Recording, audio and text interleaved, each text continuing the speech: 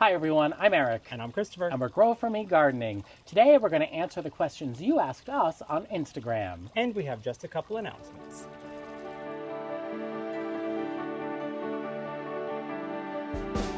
Welcome to our garden in upstate New York, zone 5B/6A. We are so excited to answer questions today that we collected from Instagram this week. We are outside underneath our pergola, taking a little reprieve from the sunshine because it's getting warm this week. Very warm this week. The rest of the country has been having a heat wave, and it's finally made its way to the East Coast. This week we are going to be looking at near 100-degree temperatures. Wish us luck, we'll be watering thoroughly. So we wanted to start today with a couple announcements. So the first big one, Christopher, that we have is one a lot of people have been asking about. So take it away. Yes, so we are doing our garden tour again. It's with the Garden Conservancy. They call it Open Days. They are all over the country, and this will be our second time participating. Ours is July 20th this year. I'll put a link in the description with the registration if you happen to be local and want to come say hi and take a walk around the garden with us. And our other announcement is we are making an appearance at a Hyannis Country Gardens on Cape Cod on July 6th with Natalie from Proven Winners Color Choice Shrubs.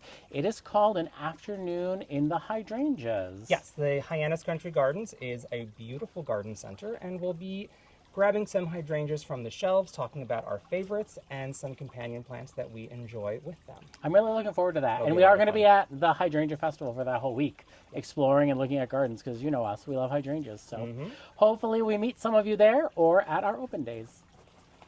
Speaking of hydrangeas, our first question from our Q&A collection this week from Zizzer Sue is, what is your favorite hydrangea that blooms on new wood and is a good bloomer?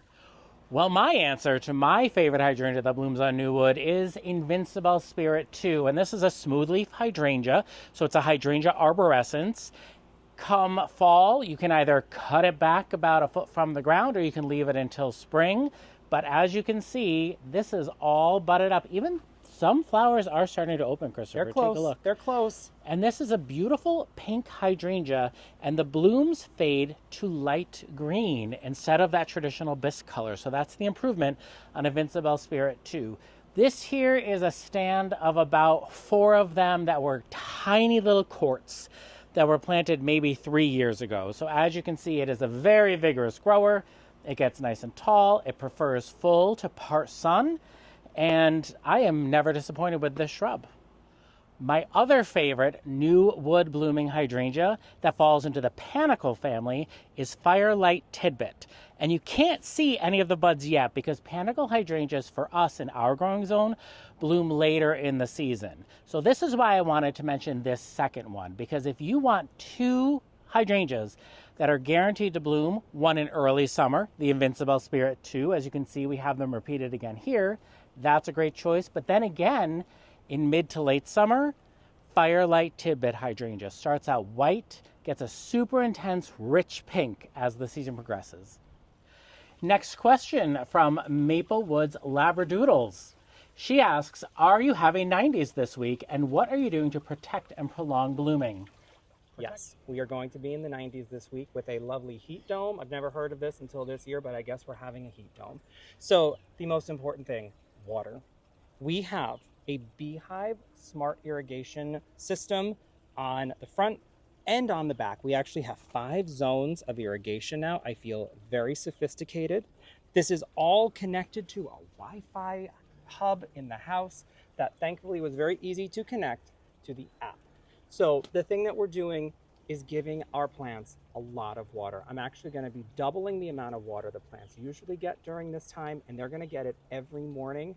By 10 o'clock in the morning, this entire garden will have been watered, and anything that needs supplemental, VEGO Watering, love this hose. We haven't been retracting it a lot. It's been strewn all the way across because the containers are getting a really deep soak first thing in the morning.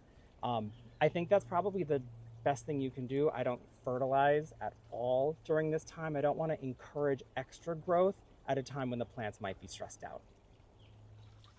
Kathy August 007 asks, If you could have only one rose, which would it be? And as far as I'm concerned, that's a very cruel question. Very mean. So, so as of today, we will share what our favorite roses are.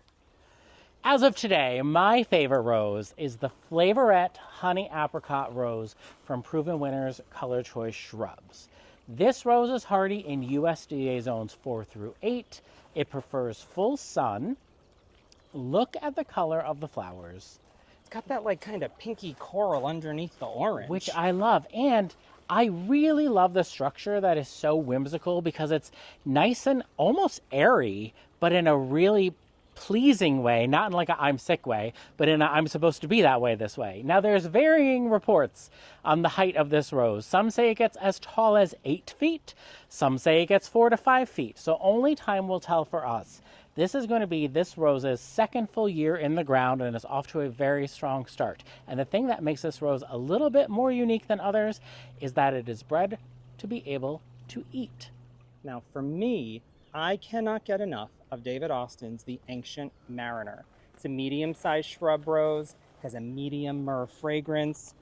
I actually think on really warm days, the fragrance is much stronger than they say. And the thing that we keep forgetting about is how open it gets as the blooms go over and you get the beautiful yellow stamens. There aren't a ton of pollinators out right now because I think they're hot in this heat too. I wouldn't want to be out. But floriferous, just covered in this blanket of mid-pink with a little white on the outside, a little bit bubblegummy in the pink. I just love this flower. It is very close to a big deadhead, and then it will repeat flower the entire season. KG Leaf asks, do you deadhead your reblooming or panicle hydrangeas during the season? And the answer is yes and no. Panicle hydrangeas we don't deadhead until after the first frost, and then we take those faded blooms off so that the snow doesn't weigh down on them and break the branches. We do have some smooth leaf hydrangeas from Proven Winners that do rebloom, and if you choose to deadhead them, you can, and they will rebloom maybe a little bit faster, but I deadhead them mostly so that there's not that juxtaposition of the faded bloom with the fresh one, but also sometimes I don't because it's just gardening and it's pretty either way. So not necessary, but you can if you want. Yeah. Valsky72 asks, how do you keep your beds so beautifully weed-free? Let's show you. The answer is, we're not weed-free. We have some lovely grass in this bed right here. We've got milkweed seedlings coming up.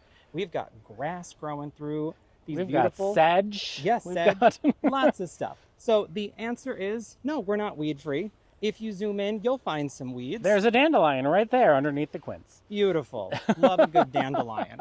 So we try to keep up on it, but we're not weed-free. When you're, taking a picture or filming from far away, it looks perfect, but it's not. Nancy Jocelyn asks, best low-maintenance rose bushes that don't grow more than 4 to 5 feet.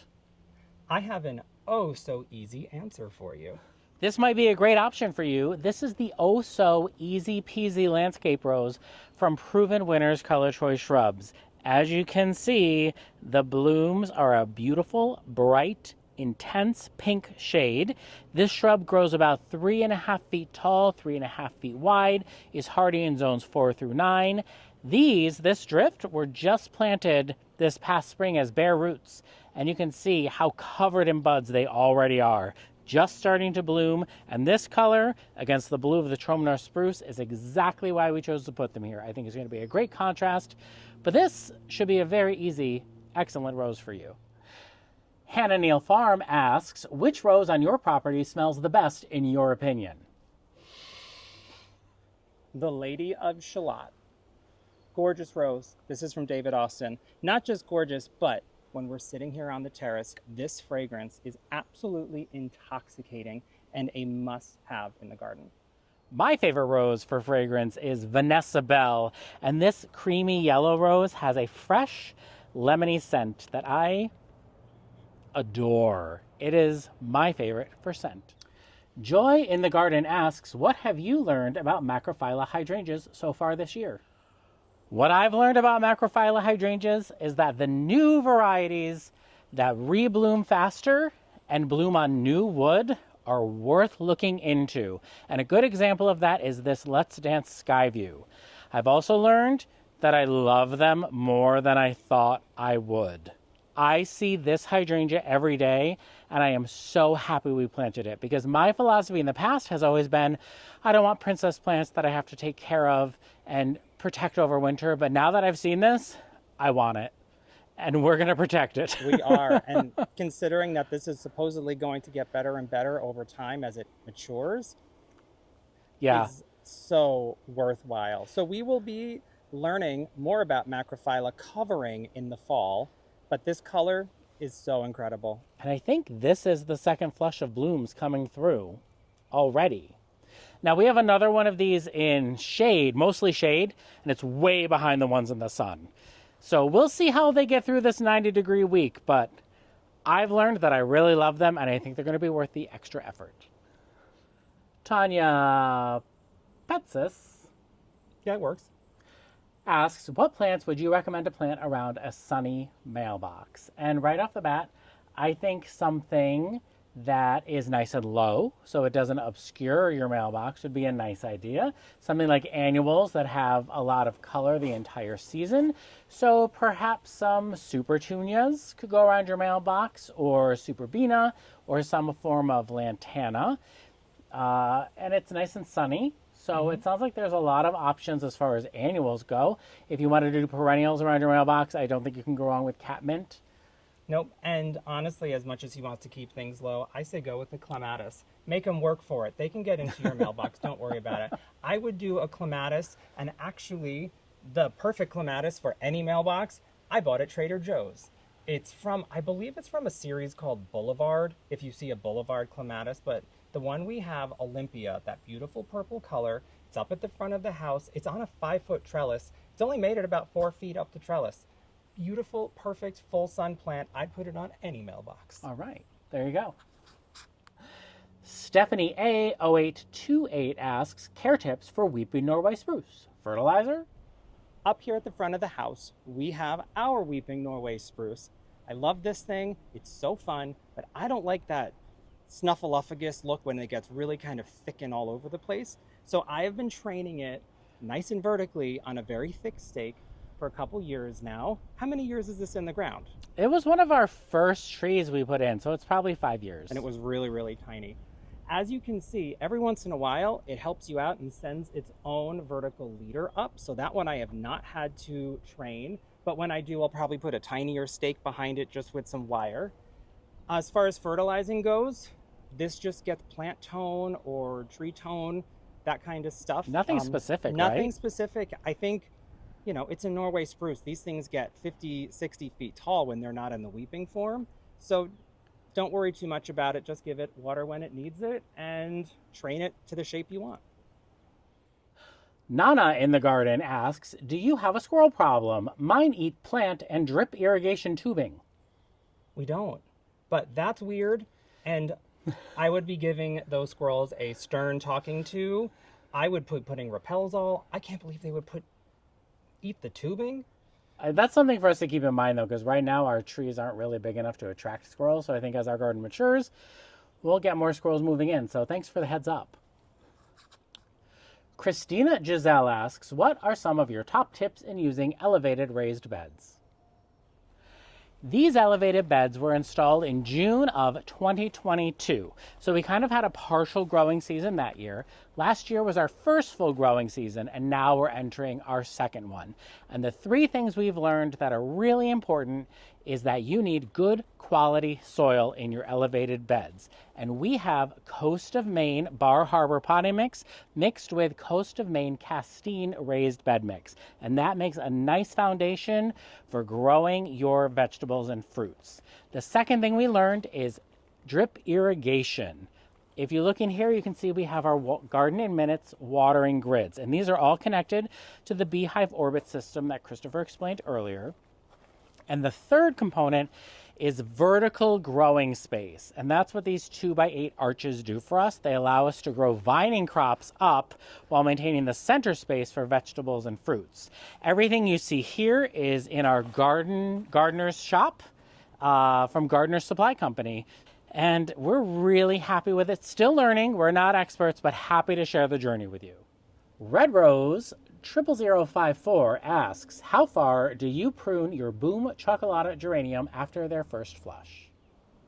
As you can see, our Boom Chocolata do not need to be deadheaded anytime soon. They have just reached their full massive glory in the first flush. For the second flush, to the ground. Simple as that. I've tried leaving a little bit more of a leaf canopy on them in the past, and it all just kind of got floppy. I prefer to cut it to the ground, let it all come back fresh. That Gardener's Life asks, how big is your lot? Share dimensions so we can scale our garden if we are recreating some of your gardening ideas. Our lot is exactly 0.51 of an acre. It's not quite a perfect rectangle. It's a little bit wider at the back. So the berm is a little bit wider than our frontage on the street. And our house is exactly 50 by 60 feet. So everything on the property is very rectangular as far as the hardscaping. And that's what leads us to all of our lovely curved garden beds. NC Karen E asks, deer are active in my yard. Your best techniques and products so far? And this is a great question for us. And I hope everybody in the comments shares their answers as well, because last fall is when the deer kind of first discovered our garden. And I came out one morning and clearly an entire stampede had come through and eaten half the garden. So what we've been doing, and I do think it's helping, is we've been using a couple of different sprays. The one we've been using the most is called Bob-X. Bob-X. And that I've tried both the concentrate that you dilute and spray, and I've tried the pre-mixed one. We have used Liquid Fence to not as much, doesn't work as well as Bob-X, but I think it's important to mix up the bad smells that are coming. We have tried the deer scram pellets that you kind of throw on the ground. Those seem to be pretty effective. We've tried Repelzol, which I don't think has been the most effective. Not so good. We have wireless deer fence, which is a battery-operated electric kind of prong that has a scent cartridge in the center, so when the deer sniff it, they get zapped and they want to run away. That one I think is pretty effective, but we only have 3 of them. I think for them to be really, truly effective, we would need like 20 of them. You need some more. And that would be a lot of batteries and a lot of maintenance. The other thing we have is a yard defender from... It's from Orbit. It's a really cool motion-activated sprinkler. And when the deer come in the evening and they get caught by it, it starts spraying at them, which is one thing. But you know those sprinklers have a ratchet sound? This has a very loud ratchet sound. So when I got hit in the side of the head with it at dusk because I didn't realize it was dark enough, it really scares the bejesus out of you. You go running. So I think our multi-tiered approach is working, and I think we might add another yard defender. We might get some more wireless deer fence. So, well, personally, I like those options because they don't smell so bad. That's true, because you do have, when you spray, you have to spray the prettiest things like the hydrangeas and the roses, and then it's hard to take them inside and enjoy them because they now smell icky. Yeah. So, but yeah, lots of different options. Pile them on, share in the comments, please. Let's help each other out. Nichelle Belton asks, hello, what happened to the variegated hydrangea? The variegated hydrangea is still here. This is the Light O' Day hydrangea. It's a first editions hydrangea. It's mostly grown for foliage at this point. We haven't seen blooms on it in a couple of years, but it's here, and I still like it for the variegated foliage. But as you can see, we did have to add some hydrangeas down in front of it to really bring that hydrangea pop to this area. Kelme asks, I need a low, easy, long-blooming perennial for full sun that's pink, purple, or red. Cat's pajamas failed. Uh-oh. I know. Well, the first thing that comes to mind for me is the Midnight Masquerade Penstemon, which has a pinky purple flower. Well, it's mostly white with pinky purple flower. You can see it right over his shoulder. Oh, there it is.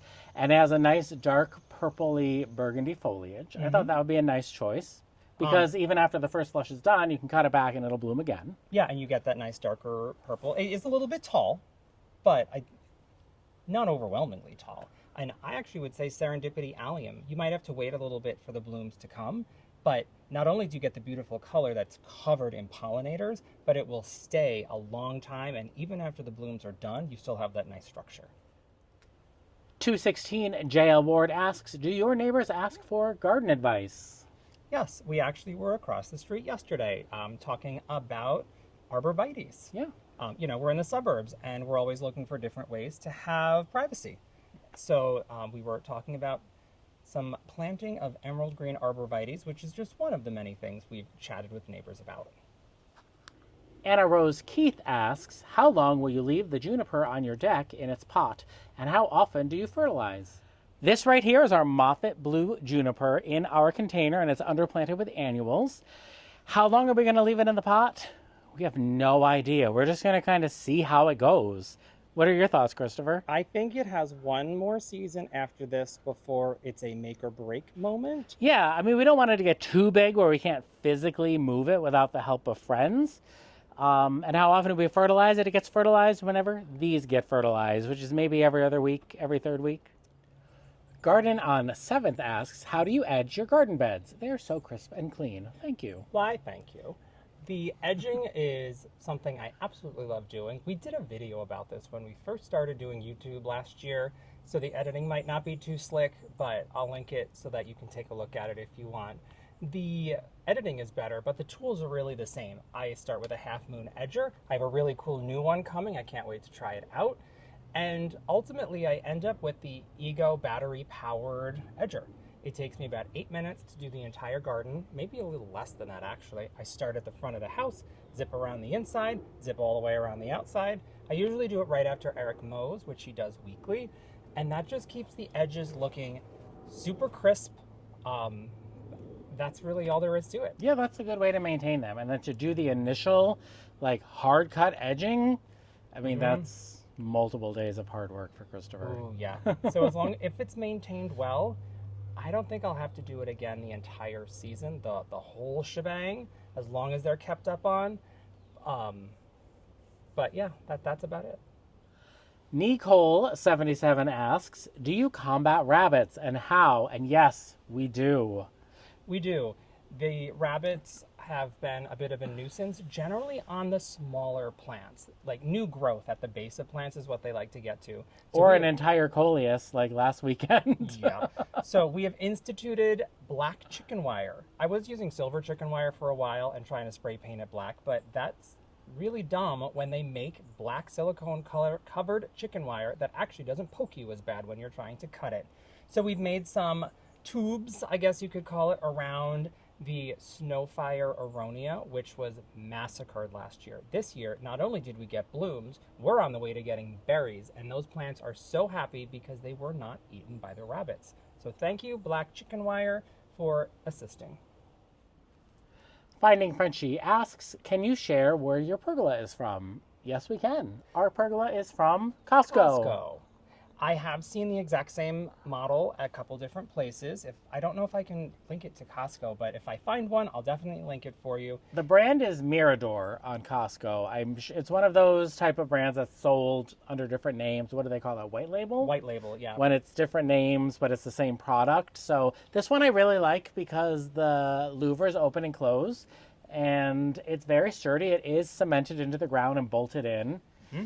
Yeah, they've got kind of like, I don't know if it's cement, but they did rebar and pound the rebar in really, really far.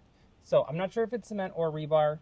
Oh, wait, did we find cement when we were planting the rows? We did. That's how I know. We did find cement, which is very nice, because even though it's 600 pounds or something like that, the box said, yep, it's windy. The louvers are really great, though, because we can open this up to get a little bit more sun or protect ourselves from the sun with it shut, as we are doing right now. Tip, though, if you live somewhere that gets snow, don't leave the louvers closed in the wintertime, because we did that. Had snow build up and ice build up, and what we ended up having to turn on the fire pit in the middle of the winter to try and get the snow to melt off the roof, so it wouldn't weigh, because the whole thing was starting to go. It was starting to lean. Yeah. So yeah, don't leave the louvers closed during snowstorms. BB Dezine asks, what is the name of the pink clematis that's blooming in your garden? And I think she's talking about Rudel. Here is Rudel, or Rudel. I don't know exactly how to pronounce it. This is probably the closest thing to red in our entire garden. When we purchased it, it had a lot of these faded kind of mauve-y blooms on it, but it grows up this Essex trellis really, really well. It's actually starting to kind of grow over here. We do have one more piece that we could make this taller, Eric. I don't know if you feel like you want to do that though. Probably not this season, but maybe next. Yeah, it's a beautiful flower, giant flowers on it. It falls into the group 3 large early flowering clematis. So this gets cut almost to the ground every year and flushes back this quickly and gives us beautiful flowers. Oh, the sun is shifting, so we've also We're shifted. shifting down a little. Clary Cross asks, what's your favorite brand for landscape fabric? And we don't really use landscape fabric. No. The only place we use it is underneath stones or rocks, like any of this underneath us, the decorative rocks. We wouldn't put it in our garden beds. And the brand that we most recently used for under the rocks was just heavy-duty gray landscape fabric from Home Depot. But yeah, we wouldn't put it in the garden beds, only under hardscape. Exploring New Alleys asks, how do I even begin with garden design? And this is tough because I think we faced the same problem, and we might have had it easier or maybe harder depending on how you looked at it, because we started with a blank slate, and that could be a little bit overwhelming or it could really be freeing. And I think for us it was freeing. And so what we thought about first when it came to garden design was knowing what growing zone we're in, Yep. understanding our light, Yep. understanding the type of soil we have, Yes. and what we would be able to water at that time. And then, because we're in a suburban lot, we thought about immediately creating privacy and installing trees. And so when it came to where to install trees, it was what would help with privacy, what could we see from inside the house that we could enjoy year round, and privacy, line the backyards with stuff to block out the neighbors. And I will say, the best investment we made in our garden was installing this fence. Yeah, it was the most expensive part of the backyard, well, except the terrace maybe. But it really has made a difference, not just for privacy, but also it gives you a backdrop. It gives you the back part of the garden. At first, when we had some of these little garden spaces, we were planting like in a circle. So we had this 360 view of everything, and that's a lot harder. So having the fence to plant up against, it gave you, it just gave us a back to work off of. And when it comes to garden design, I would approach it as vignettes. And I would think about different areas of your garden as just its own little vignette. And within that vignette, I would think you could focus on texture, making sure that you have texture contrast between your plants, complementary colors in your plantings, colors that go well together, pinks and purples and blues, or yellows and reds and oranges, colors that work well. So we have our texture contrast, our complementary colors. I would think about varying heights and structure of your plants. You're going to want something that's full and bushy, maybe next to something that's a little bit airier and lighter. So that's kind of how we approach, in addition to foliage consideration, thinking about making sure that there's a little reddish purple foliage in your garden bed, some chartreusey yellowy foliage in your garden bed, rich green and maybe a little bluish foliage, and having those 4 colors of the foliage working together as well as the colors of the blooms complementing each other. And of course, there's winter interest and planning your garden for seasonal interest. You know, you want something for the spring, something for summer, something for fall. So there's quite a lot of points to it, but really getting a hold of your growing zone, your light concern, your soil, and your water, those are those basic building blocks that you need before you can even think about anything aesthetically. And when push comes to shove, it is your garden. You cannot make an aesthetic mistake. If you like it, then it is right. Yep. And that's because it's your garden. There are no 2 gardens that are alike. You can be inspired by other gardens, but you know, it's hard to copy another garden because your land is your space that you're working in, and you can't really duplicate anything. You can definitely use other gardens as inspiration, but ask your local cooperative extension what grows well in your area. Talk to the people who work in your local garden center. And I don't mean Home Depot and I don't mean Lowe's. I mean like your real independent garden center that has employees in it that are passionate about gardening. They will share their knowledge with you because, like us, they want to talk about it and they love it. And that's how we got started, was talking to the employees at our local independent garden centers. Tiny Space Garden 16 asks, do you plan to cut down the Winecraft black every spring? And I think she's talking about Well, I know she's talking about our Winecraft Black Smoke Bush. Yes, the one that we coppiced earlier this year, cut it right back almost to the ground. It had gotten a little bit misshapen. It was growing in all different ways, so we cut it right to the ground, and it has shaped itself beautifully. It's a perfect mound, giant, intense foliage, which is something that happens after you coppice. You do tend to get like bigger foliage, but you won't get any blooms. And that's okay for us because the smoke bush blooms are not ideal for us. We really like it for its foliage. So maybe next year we'd coppice it again. Maybe every third year we'd coppice it. Yeah, I think it'll depend on how it grows. I worry about coppicing it every year and how that would impact the overall health of the shrub. I'd probably have to ask some experts about that. But I think maybe definitely keeping it well pruned, but I think we might coppice it every, 2 or 3 years, depending on the size of it. I did notice on the website they upgraded the size to 10 feet tall from 4 to 6 feet tall. So even Proven Winners is aware that it's growing larger than they thought. Daryl Mojo FR asks, do you use a base of cardboard and then mulch to negate the weeds in your best garden? No. No, we've done, I think once we did the NoDig method. We've never done the NoDig method. I thought we tried it at some point. Honestly, it's a patience game. For us, it's better to just remove the sod and get started. The other thing is we're not so worried about disturbing the soil structure in our new gardens because our lots backfill. So this soil was already disturbed a long time ago. So in our case, we're not worried about preserving the living structure of the soil the way some people will talk about when they're doing the no-dig method. It's a very valid, great way to do it. It will suppress your weeds. And I've heard different things about the no-dig method. Like some people say that you put the cardboard down and then you put like a ton of compost and mulch on top, and that's what you plant in. You don't cut through the cardboard into the ground. Oh. And some people cut through the cardboard and plant in. I would just rather get rid of the grass and do it that way. As time goes on, who knows if we will physically still be able to do that. We might go towards the no-dig method, but for now we've never done it, so we have no experience with it. Girl on the Plains asks, I notice you have no azaleas. Is there a reason? What's the reason? I really love azaleas. He doesn't like them. I don't, but what's interesting is I notice them in the spring in other people's gardens, and I think they're really pretty. But I struggle, and the same reason why I'm not a peonies fan, I mean, he's a big peony fan, is it's like this blip on the radar that doesn't pay off the rest of the season, and it's just a very personal thing. I see azaleas, and I like them. Is it worth the space in our garden to me? I don't think so. What do you think? I like them. I think they're beautiful. Oh, that's right. You had fashion azaleas. I used to have fashion azalea. I thought it was the funniest thing. Fashion azalea. Then I got one that was called Christina azalea. These were those like real tiny pots at the big box store. I don't know, like $8. We tried really hard to make them work, and they didn't. That one coral color was really pretty. I think that was fashion azalea. Yeah. It was so funny. He could not have watched them die quicker. I was excited when they died. It was nice. No, I'm just kidding. No, fashion azalea, that's right. Yep. Kaz DMB asks, have you all tried growing Winterberry? Yes, we have. Let's show you. Right here is our winter red Winterberry, and actually you can see teeny tiny little berries are starting to form, and this is the female version of the shrub.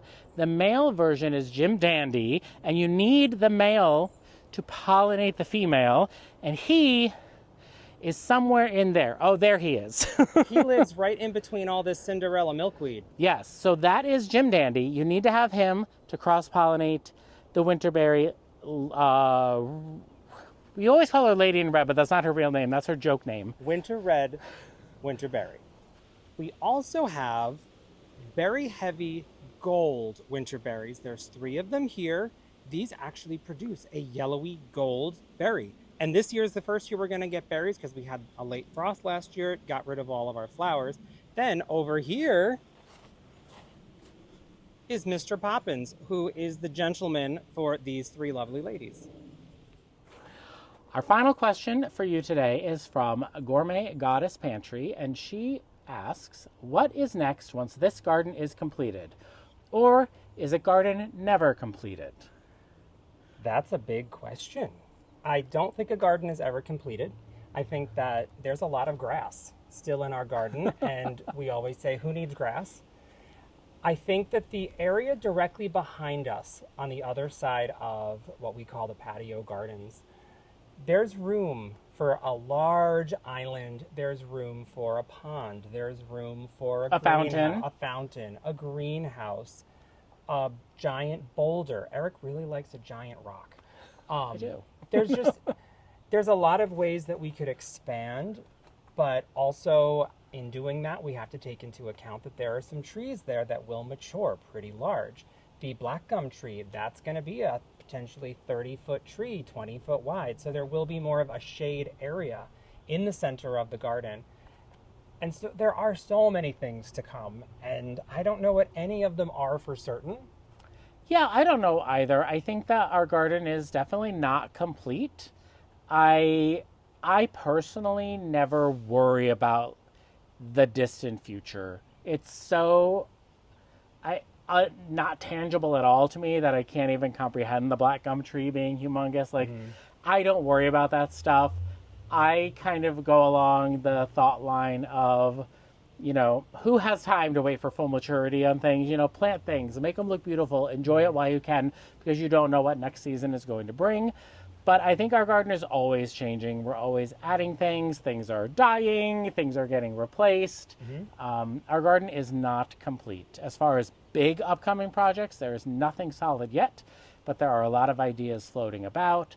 And also, who knows if we will even be here in 20 years or 10 years in this exact space. So we'll see what happens. But I love that question, and I think it was a great one to wrap up with.